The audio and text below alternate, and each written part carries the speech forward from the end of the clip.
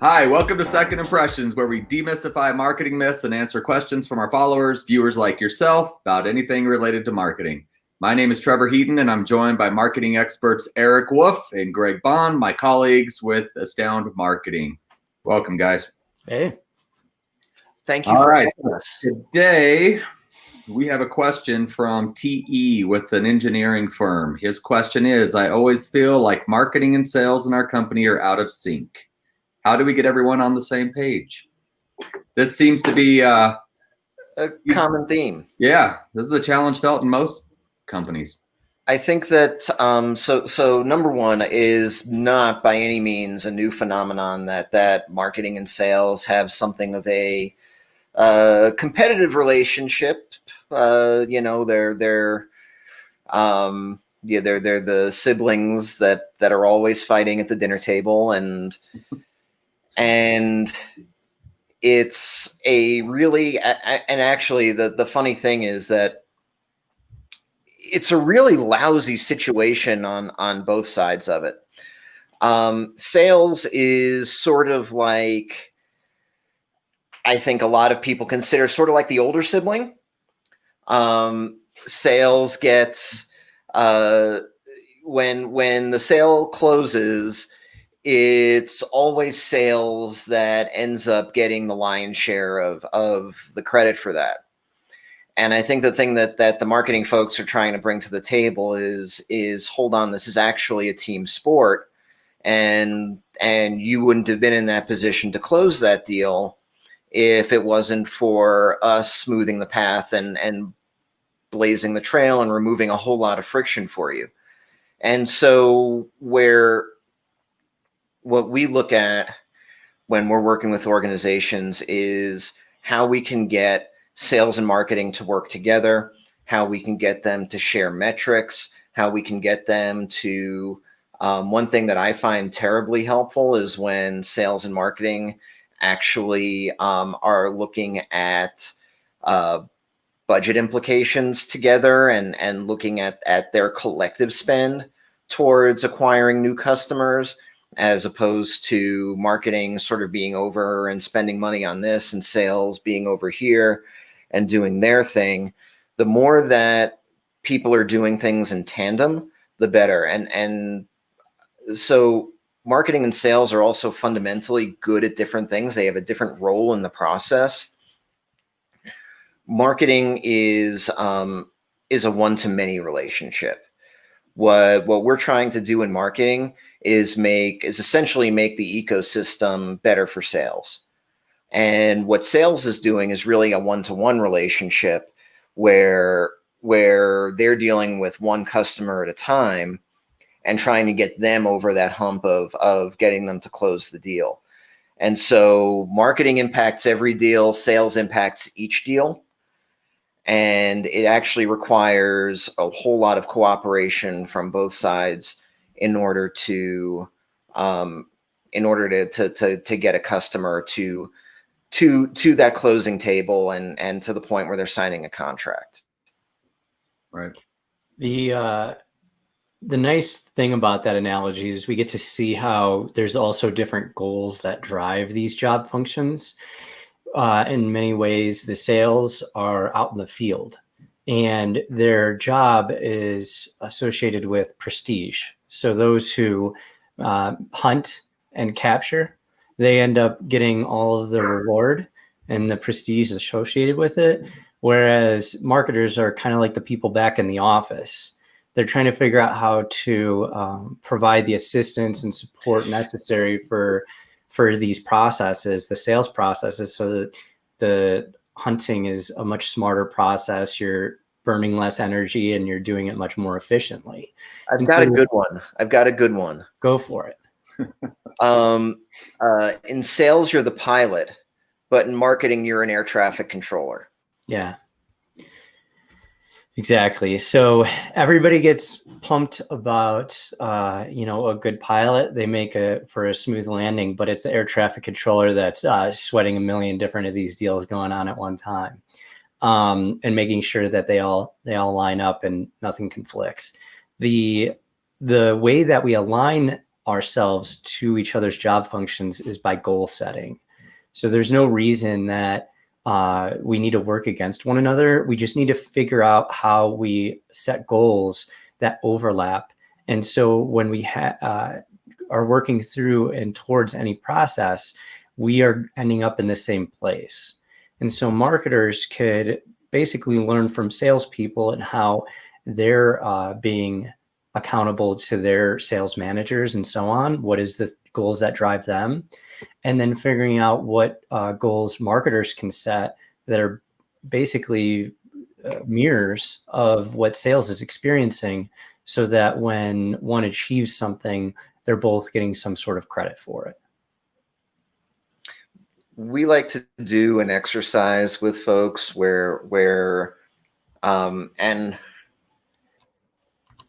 should be a virtual version of this, but in person, it's very easy to do this when you have your cross-functional team in the same room, and that would be sales, that would be marketing, that would be the people in charge of whether it's a product, service, whatever, whoever those people are that are in charge of the delivery, and categorizing all of, basically putting together buckets for all the different types of goals that we can have.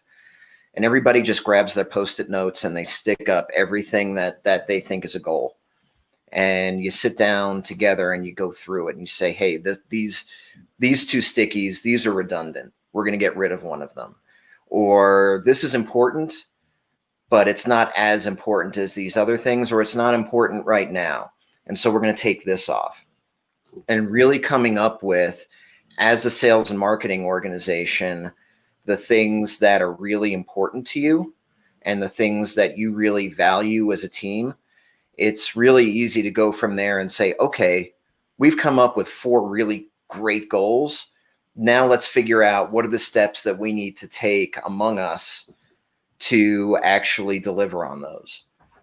And so it's a really simple process where if everybody has the same goals and everybody has their role and everybody has identified the things that they can contribute to help achieve that goal and how they're going to quantify that influence, it's a great place to start, because you don't want to be in a situation where marketing and sales just are going in different directions. It's never going to work. Right. You always want that alignment, and you want to make sure the communication between the two, because, sales often wants things done yesterday, and there's a process from the marketing side to make things happen. Well, and I'll bounce this to you, Mr. Trevor, because you spent a couple of decades primarily in sales roles. How does this look from your side, and how would you add to what we've kind of thrown out? I would say from a sales perspective, time is always of the urgency, right? Salespeople always want things done yesterday. We've got a sale that's cooking. We want to make sure we have an opportunity. We want something created. We want something made. We come to marketing and say, hey, we need this done. Well, we have to understand marketing has a process, and it takes a while for the sales teams to actually understand exactly how the marketing team can deliver what they need to us. So, I was in sales for a number of years, and there's a learning curve. There's a process that I didn't understand being a sales guy as to what the marketing team did and what they could provide. Like Greg said, they're managing a million different projects. My one customer may be the one thing that is the most important to me at that moment, not understanding what Greg's dealing with in managing multiple different facets of the business. And you're also looking anecdotally, right? In terms of, well, this customer said this, versus there's a consensus about that perception among other customers. So marketing is trying to figure that stuff out, but you're trying to complete this one sort of circuit with this one customer. It's a really interesting dynamic, and it's totally different depending on which side of the bridge you start on. No, and figuring out how to balance short-term gains and long-term initiatives, because we know we need both. We need to be generating business as we're also figuring out how to generate more business over the long term. And so it's about figuring out how our roles can affect change in those ways. So, Trevor, there may be a scenario in which the feedback you're getting from a client is quite relevant. It's just going to be a matter of putting it into a form that would resonate with a marketer, which would be basically like, I've had 5 conversations, and of those 5 conversations, 4 of the people have mentioned the same thing. Then that would make a marketer's ears perk up, because they're suddenly saying, okay, I'm identifying a trend. I'm boots on the ground.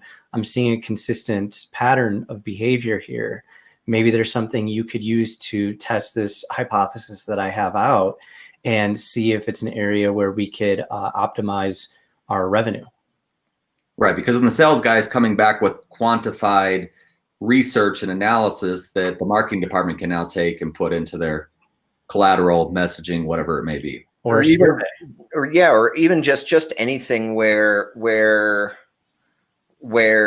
you've started to help make that transition from each to every, because it's funny because they're so similar, but if I care about every deal and you care about each deal, when you start making that translation for your marketing folks, now the same way as you just said, I didn't understand going to my marketing folks what the process was, or how I needed to approach them to get it's the same thing. So when if your marketing folks had done a better job of bringing you along and saying, hey, this is the process, this is how we do these things, this is why we do these things, and this is how it's going to help you close deals, your ears would have perked up, and you probably would have been more perceptive to or more receptive, I should say, to what the marketing folks were telling you, and vice versa. When you take the things that you're seeing and you take the step of trying to find that common language with the other folks on the other side of the table, you're doing a lot better. It's the exact same way that you talk to clients. You meet them where they are. And so if we all did a better job of doing that within our own organizations, we'd probably get a lot further with each other. Yeah. No, and as a sales professional, you understand the value of your marketing team and how much they provide to your success. And I did, I had my process back in the day would sometimes be, buy them a pizza to get them to, give you some attention and time to figure this out. So there was never really a defined process, which I think is a very, going back to TE's question, it's very fascinating, to actually have a process in place that people can put where there's a correlation between sales and marketing and the mutual understanding between both groups. So yeah, it's a great question. It really, and it is. And we really love the idea of making those cross-functional meetings like a habit. Every monthly is probably too often, but at least a quarterly meeting. Yeah. Just get everybody on the same page. Hey, what did we do? What was working? What's not working? Marketing, what are you seeing? Sales, what are you hearing? Let's reconnect and get everything synced up again, because because we're going to be left to our own devices, and we're only going to see through our individual lens. So let's go and put the pair of glasses back together. Yeah, no, I love it. So if you really had to summarize, it's really get everybody together, get sticky notes, identify your goals. Let's put those goals into place, set a time frame for it, re-meet every quarter, and reevaluate and assess those goals. I like it. Anything else you would add, Greg? Nope, that's perfect. And TE, If you want any further clarification or discuss this, just email us. We're glad to discuss further. Greg, Erik, really appreciate the conversation, the information. Hopefully you, the viewer, got something out of that. And if you didn't and you have further questions on this topic, or you have your own marketing question, email us at here we go, we're right here, secondimpressions@estound.com to ndimpressions@estound.com. Thanks for tuning in. And if you have a marketing question, let us know. Looking forward to joining you again. Be well. Thank you. Later.